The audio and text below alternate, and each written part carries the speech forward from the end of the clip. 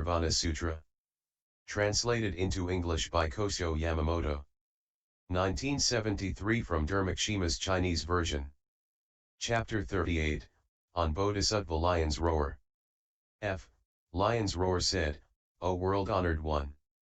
You say in the sutra that vipasyana insight meditation thoroughly crushes defilement. Why do we then need to practice samatha calmness? Meditation. The Buddha said, O good man. You may say that vipasyana thoroughly crushes out defilement. But this is not so. Why not? When a person has wisdom, there is no defilement. When a person has defilement, there is no wisdom. How can we say that vipasyana crushes defilement? O good man. For example, when there is light, there is no gloom. When there is gloom, there is no light. One cannot say that light destroys gloom. O good man. How can we say that a person has wisdom and defilement and that wisdom destroys illusion? If there is not any defilement, there can be no destruction. O good man. If one says that wisdom destroys defilement, is this due to the arriving at wisdom or non-arriving that there is this destruction? If this destruction comes about through arrival at wisdom, at the first instant there must be destruction. If there is no destruction at the first instant, there can be no destuction even on later occasions. If destruction comes about at the first arrival, this is none but non-arriving.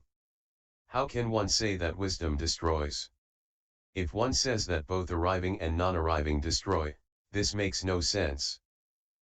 Also, next, we might well say that vipasyana destroys defilement. Does this destuction come about single-handedly or accompanied by some others? If it destroys on its own, why should the Bodhisattva bother to practice the Noble Eightfold Path? If it destroys by being accompanied by some others, this entails that there cannot be any destruction alone and single-handedly. If it cannot destroy alone and single-handedly, there can be no destruction even when accompanied by some others. One who is blind cannot see things. Even when accompanied by many blind persons, seeing is not possible. This is the case with vipasyana. O good man. It is as with the nature of the hardness of the earth, of the nature of the heat of fire, of the nature of the wetness of water, and of the nature of the movability of the wind. The nature of the hardness of the earth down to the movability of the wind does not arise out of causal relations. Its nature itself makes it be thus. Just as with the natures of the four elements, so does it obtain with defilement. Its nature itself acts. If cut, how can we say that wisdom cuts? Due to this, we cannot say that vipasyana definitely destroys all defilements. O good man. The nature of salt is salty. It makes other things taste salty too. The original nature of honey is sweet. It truly makes other things sweet too. The original nature of water is wetness. It truly makes other things wet too. You might say that the nature of wisdom is extinction, so that it can truly make things extinguished. But this is not so. Why not? If there is no quality of the dharma of dying, how can wisdom force it to die? You might say that just as the saltiness of salt makes other things salty, so does wisdom extinguish other things. But this is not so. Why not? Because the nature of wisdom dies moment after moment. If it dies moment after moment, how can one say that it truly makes other things die? For this reason, the nature of wisdom does not destroy defilement. O good man. There are two extinctions in all things. One is extinction by nature, and the other ultimate extinction. If there is extinction in the nature of a thing, how can we say that wisdom extinguishes it? We might say that wisdom truly extinguishes defilement, as in the case of fire, which burns things. But this is not so. Why not? Because in the burning of fire, there yet remains the smoldering of fire. If it is thus with wisdom, there must be the smoldering of the fire of wisdom. When a hatchet cuts a tree, there remains the place where the cutting has been done. When wisdom cuts, What place do we see where the cutting has been done? If wisdom truly does, i.e. acts, what is there that we can truly see? If wisdom truly segregates defilement, such defilement must appear in other places also, as in the case of the Tirthayikas who leave the 6 great castle towns and appear in Kusinagara. If wisdom does not show itself in other places, we can know that wisdom could not truly make away with it. O good man! If the nature of all things is void, who can cause things to be born or die? There is none that causes a different thing to be born, and there is none that causes a different thing to die. O good man! As one practices meditation, one arrives at such right knowledge, jnana, and the right view of life. That is why I say in the sutras that any bhikkhu who practices meditation can indeed see how the 5 skandhas appear and disappear. O good man! If one does not practice meditation, one cannot clearly see how things obtain in the world. And how could one know of what concerns the things of the supermundane world? If one does not have meditation, one can fall over even on a flat place. The mind eye sees what is out of order, the mouth speaks what is out of order, the ear hears what is different from reality, the mind understands what is out of order.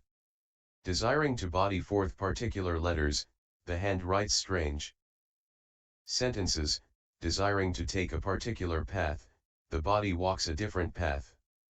One who practices samadhi gains much benefit and attains unsurpassed enlightenment. The Bodhisattva Mahasattva is perfect in 2 things and affects great benefit. One is meditation, and the other is knowledge. O good man! When cutting a reed, a quick action cuts it well. It is the same with the Bodhisattva Mahasattva, as he practices these 2. O good man! When one wishes to uproot a solid tree, things will go more easily if one first jolts it with one's hand. It is the same with the meditation and knowledge of the Bodhisattva. First, he jolts through meditation, and then he uproots with knowledge. O good man! When washing dirty clothes, one first washes with ash water, and then with clean water. If one does this, the clothes become clean. It is also the same with the meditation and knowledge of the Bodhisattva. O good man! The person first reads and recites, and later the meaning comes forth. It is the same with the meditation and knowledge of the Bodhisattva. O good man! It is as with a valiant man who first adorns his body with armor and a staff and then meets the enemy. The case is the same with the meditation and knowledge of the Bodhisattva, too. O good man! For example, using a melting pot and tongs, one can handle metal as one wills by turning, shaking, and melting it. It is the same, too, with the meditation and knowledge of the Bodhisattva. O good man! For example, a clear mirror reflects one's face and form. It is the same, too, with the meditation and knowledge of the Bodhisattva. O good man! This is as when one first flattens the ground and then sows the seed, or when one first learns from the teacher and later thinks of the meaning. It is also the same with the meditation and knowledge of the Bodhisattva. Because of this, as the Bodhisattva Mahasattva practices these 2 things, he derives great gains. O good man! The Bodhisattva Mahasattva practices these 2 things and adjusts his 5 sense organs, and bears all such sufferings as hunger and thirst, cold and heat, beatings, slander, or being bitten by harmful animals and mosquitoes and gadflies. He always governs his mind, he will not have any indolence and does not do unlawful things, due to benefiting others. He is not defiled by illusions and does not get deluded by the various evil views of life. He always segregates himself well from all evil notions, and it will not be long before he achieves unsurpassed bodhi. O good man! When the Bodhisattva Mahasattva practices these 2 things, the storms of the 4 inversions cannot come on. This is as with Mount Sumeru, which does not shake even when the winds blow in from the 4 directions. This applies to the case where one is not led astray by the wrong-headed teachers, the Tirthayikas. It is as when the hanging ensign of Devendra cannot easily be made to move. No twisted and strange arts can lure him. He is always blessed with all wonderful, first-grade peace and bliss, and he can understand well the deepest, undisclosed doctrines of the Tathagata. Even when receiving a blissful experience, he is not overjoyed and is not worried even when he encounters suffering. All devas and people of the world respect and praise him. He sees clearly birth and death and what is not birth and death, he knows well the Dharma world and the Dharma nature and the law that the eternal, bliss, the self, and the pure rule the body. This is the bliss of great nirvana. O good man! His meditation is the samadhi of the void, his form of wisdom is the desirelessness samadhi, his form of equanimity is the formlessness samadhi. O good man! The Bodhisattva Mahasattva knows well the time for meditation, the time for wisdom, and the time for equanimity, he knows well what is not opportune. This is how the Bodhisattva practices well the Bodhi way. Lion's Roar said, O world-honored one! How does the Bodhisattva know when it is the right time or not? O good man! The Bodhisattva Mahasattva may gain great arrogance when he gets blessed with bliss, arrogance from delivering a sermon, or arrogance from effort, or arrogance from understanding a particular meaning and in discussion, or arrogance from befriending an evil friend, or arrogance from giving away what he highly values, or arrogance from the good things and virtues of worldly nature, or arrogance from being respected by the nobility of worldly life. Such is not a fit time for knowledge. He should then practice meditation well. This is how the Bodhisattva knows the time and not the time. A Bodhisattva may well make effort and yet not be able to arrive at the bliss of nirvana. Not gaining this, he feels regret, or because of a dull nature, he may not be able to subdue all his 5 sense organs. As all defilements and illusions have full force, he may doubt and think that there is a weakening in the observance of the moral precepts. Know that such a time is not good for meditation. One should practice knowledge. This is how we say that the Bodhisattva knows well the time and when is not the time. O good man! When the 2 phases of meditation and knowledge do not go along in a pair, know that this is not the fit time to practice equanimity. When the 2 are in a balanced state, know that this is the fit time to practice equanimity. This is the sense in which we say that the Bodhisattva knows the time and when is not the time. O good man! When the Bodhisattva experiences the rise of defilement and if he practices meditation and wisdom, know that this is not the time to practice equanimity. He should really read and recite, write, and copy and expound. The types of sutra, think of the Buddha, Dharma, and Sangha, the precepts, the heavens, and equanimity. This is where we say that we practice equanimity. O good man! When the Bodhisattva practices these 3 phases of Dharma, he gains from this the formlessness nirvana. Lion's Roar said, O world-honored one! When there are not the 10 representational phases, we call great nirvana formless. But why do we call it birthlessness, non-going out, non-doing, a house, a sand dune, the refuge, peace, extinction, nirvana, quietude, non-sorrow of all illnesses, and non-possession? The Buddha said, O good man! As there are no causal relations, we say birthlessness. As it is not anything created, we say non-going out. As there is not any action of doing anything, we say non-doing. As none of the 5 twisted views is allowed to get in, we say house. As it is segregated from the formatting floods, we say sand dune. As it adjusts all beings, we say refuge. As it crushes the rubber band of defilement, we say peace. As it burns out the fire of bondage, we say extinction. As one becomes segregated from the all-awakefulness of perception, we say nirvana. As one is away from noisy quarters, we say quietude. As one is away from the certitude of mortality, we say sightlessness. As all is void, we say non-possession. O good man! When the Bodhisattva has this perception, he clearly sees the Buddha nature. Lion's Roar said, O world-honored one!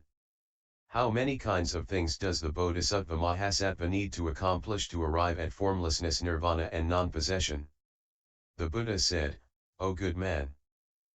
When the Bodhisattva Mahasattva accomplishes 10 things, he can truly arrive at formlessness, nirvana and non-possession. What are the 10? First, he is perfect in faith. How is faith perfect? This is believing deeply that the Buddha, Dharma, and Sangha are eternal, that all the Buddhas of the 10 directions effect expedience, and that beings and ekantikas all possess the Buddha nature.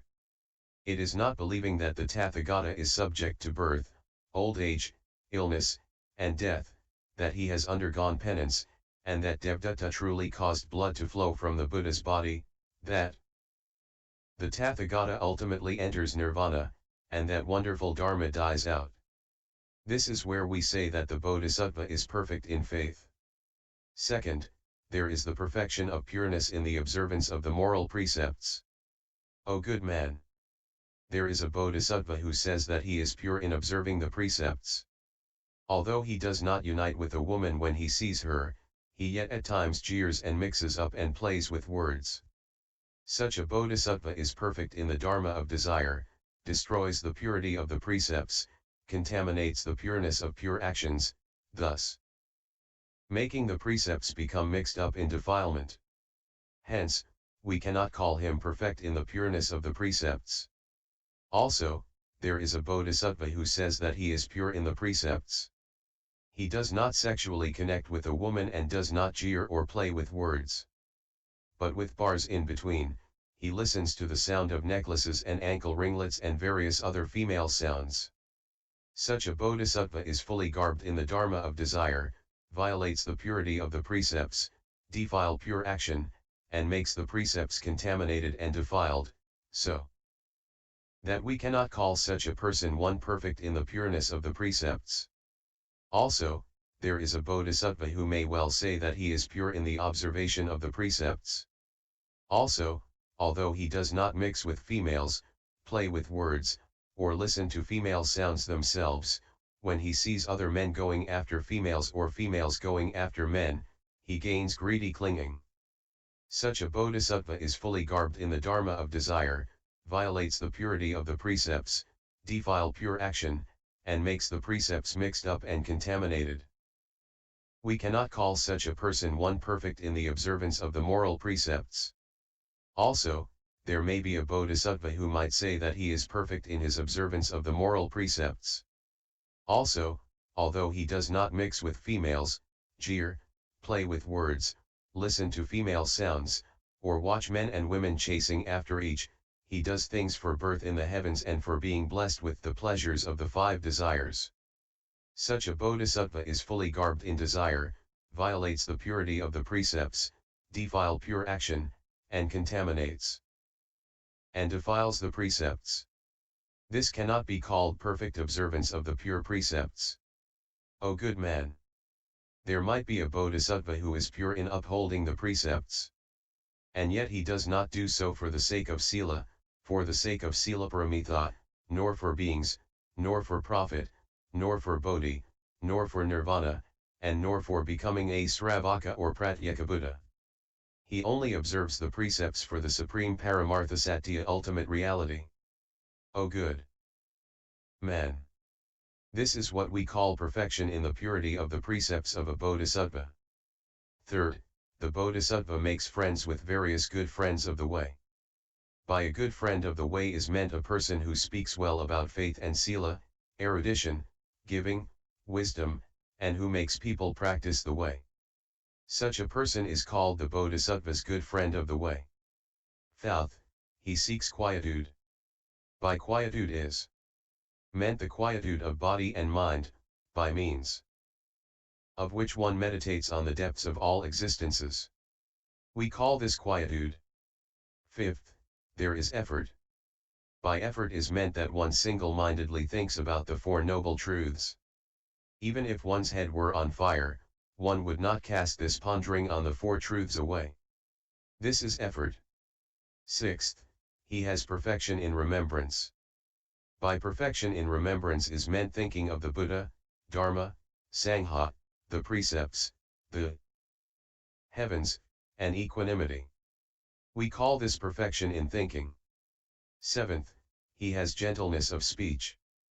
By gentleness of speech is meant the true words and the wonderful words which one utters and queries before the mind acts. It is timely speech and words of truth.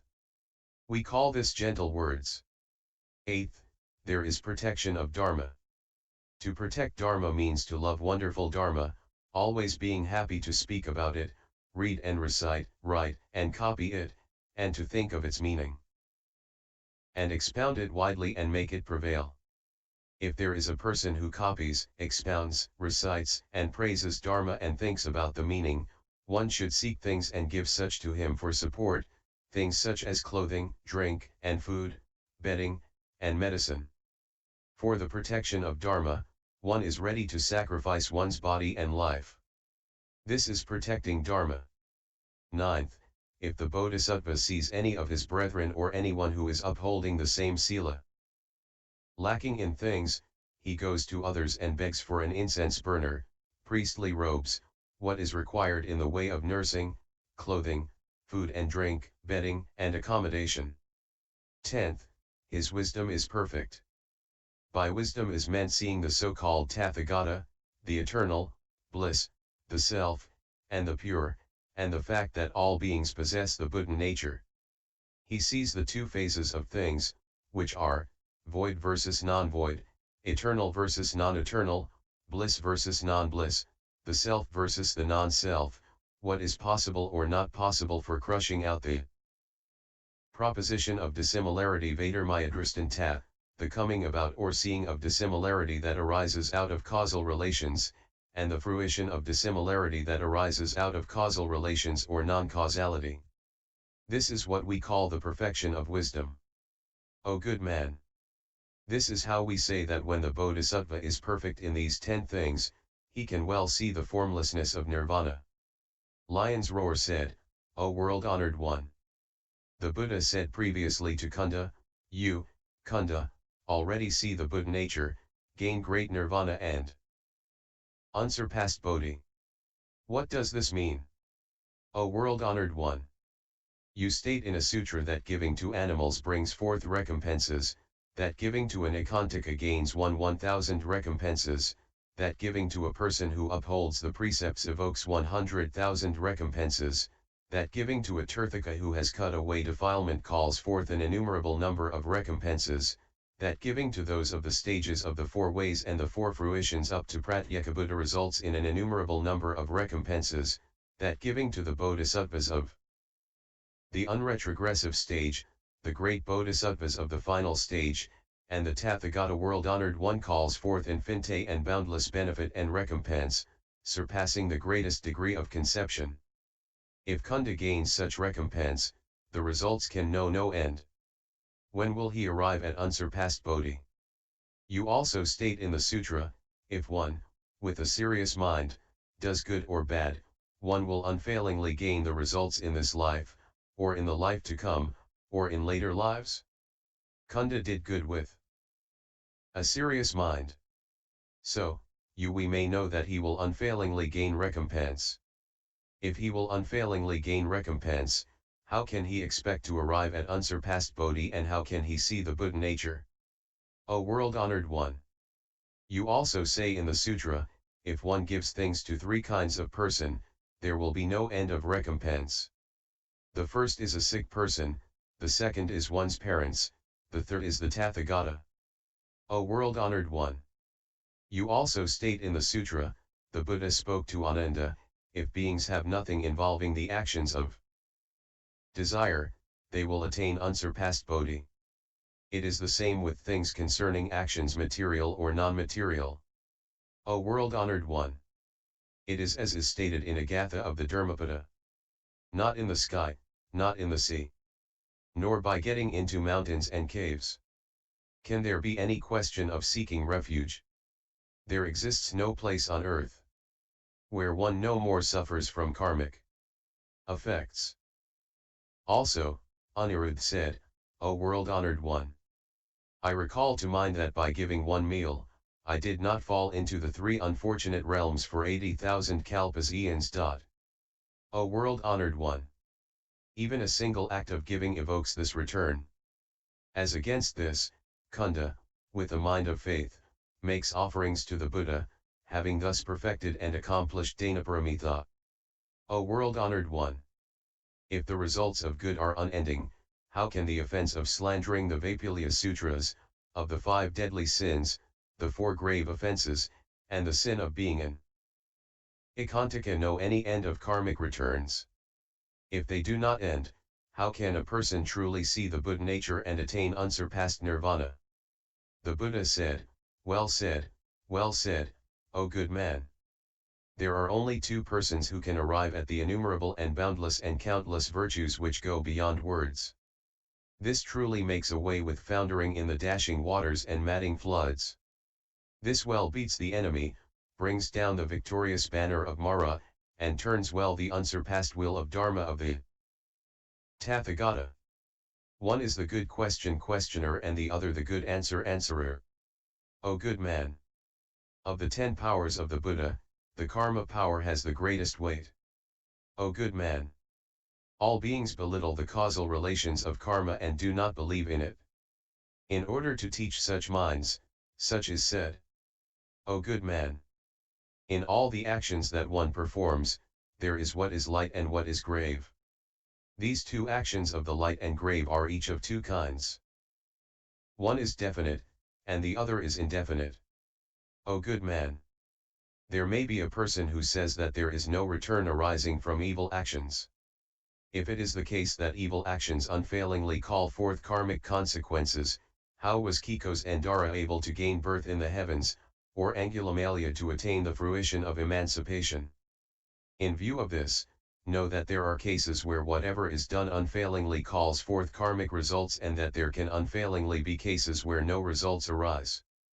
In order to do away with such bent views as these, I say in the sutras that any action unfailingly calls forth karmic results. O good man! There are cases where grave actions turn out to be light in their results and light one's grave. This does not mean that this concerns all people, only the ignorant are concerned here. Because of this, know that this does not mean that all actions unfailingly call forth a result. Although the result does not unfailingly come into being, this does not mean that the result does not come about. O good man! There are 2 kinds of all beings. One is wise, the other ignorant. The wise, by dint of wisdom, truly encounters the gravest karma of the unfortunate realms in this life. The ignorant person receives the karmic consequences of this life severely in hell. Lion's Roar said, O world-honored one! If things are thus, one should not seek purity in action and emancipation. The Buddha said, O good man!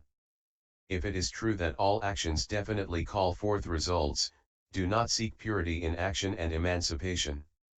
As it is indefinite, we practice pure actions and seek fruition in emancipation. O good man!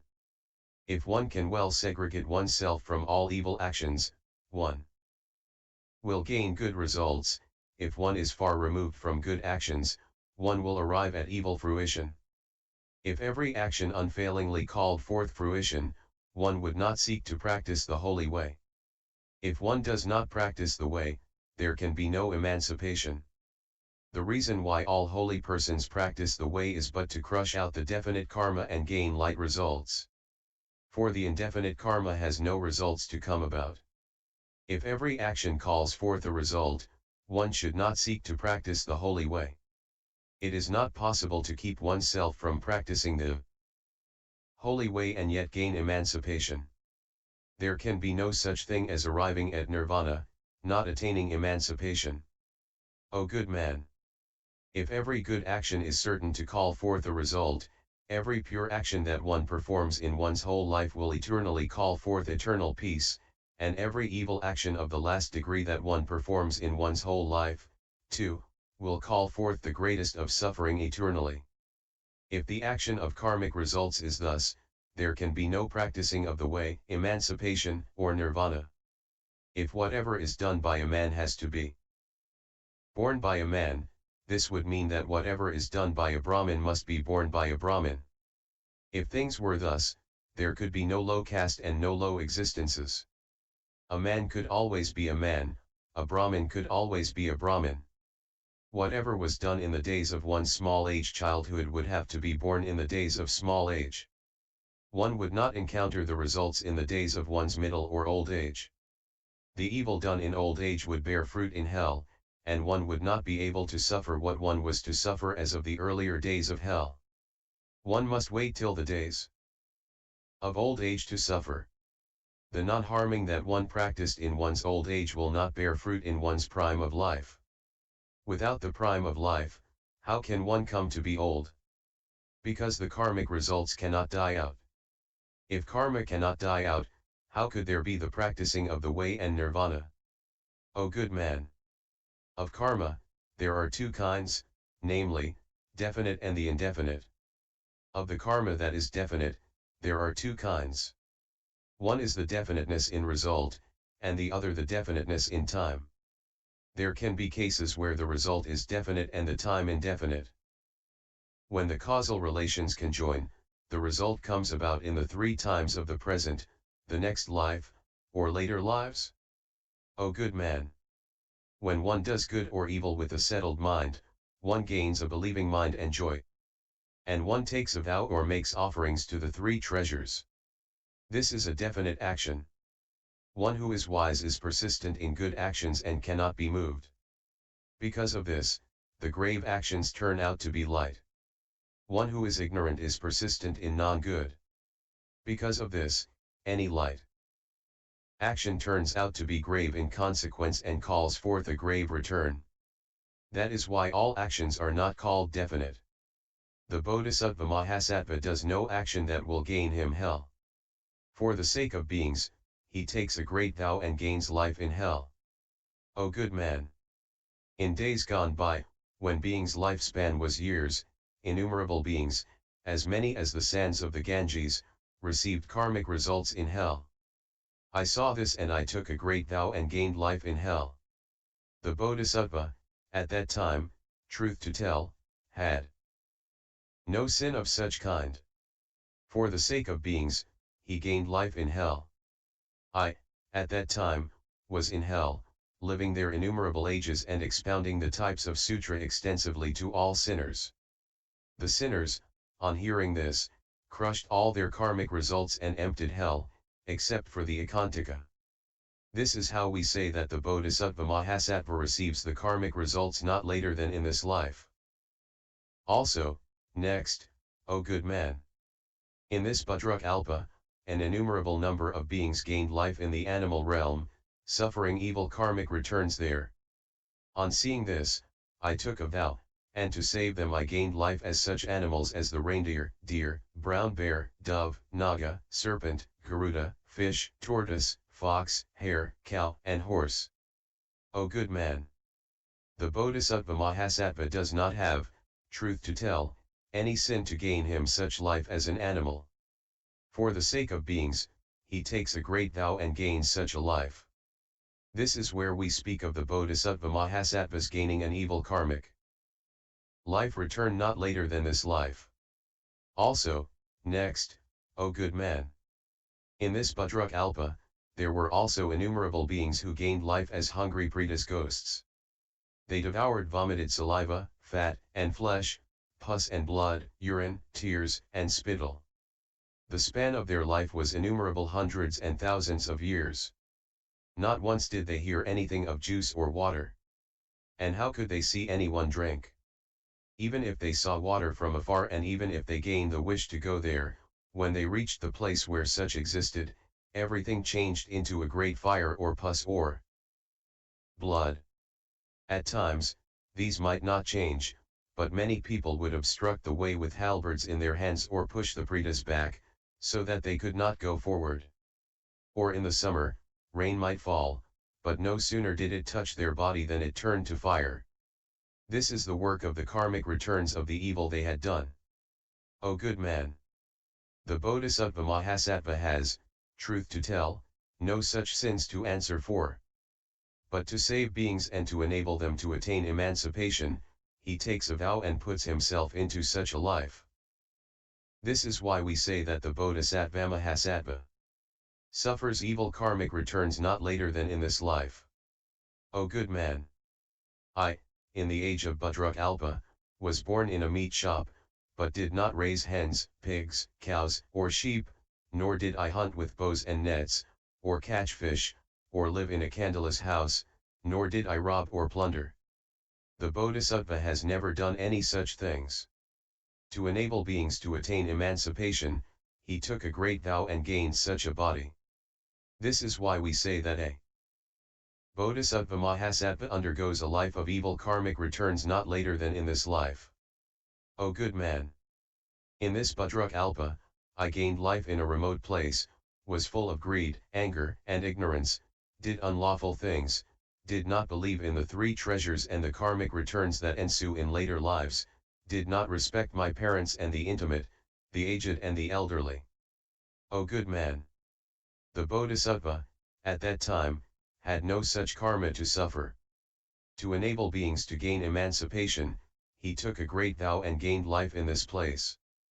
This is where we say that the Bodhisattva Mahasattva undergoes an evil life, not in this life, not in the next life, and not in later lives. O good man! In this Budrukalpa, he gains such lives as those of a female, of evil, greed, anger, ignorance, jealousy, parsimony, of a phantom, of madness, and of a person clad in defilement. O good man! Know that the Bodhisattva did nothing of the kind to merit such karma. Only to enable beings to attain emancipation did he take a great vow and gain such a form of life. This is where we say that the Bodhisattva Mahasattva undergoes evil karmic consequences not in this present life, not in the life to follow, nor in later lives. O good man! In this Budrukalpa, I gained such forms of life as of one with imperfect genital organs, one sexless, dually sexed, or indefinite. O good man! Truth to tell, the Bodhisattva Mahasattva has no such actions to answer for. In order to enable beings to attain emancipation, he takes a great vow and undergoes such a life. This is where we say that the Bodhisattva Mahasattva undergoes evil karma not in this life, not in the next life, or not in later lives. O good man! In this Budrukalpa, I practiced the ways of the Tirthayikas and the Nirgranthas, and believed in their teachings. There was no giving, no shrine, and no recompense for dedication of the shrine. There were no good or bad actions, no good or bad returns according to their theory. There was no present life, no life to come, and not this and not that. There existed no holy, no transformed body, no way, and no nirvana. O good man! The Bodhisattva has no such evil karmas to answer for. Only to enable beings to attain emancipation.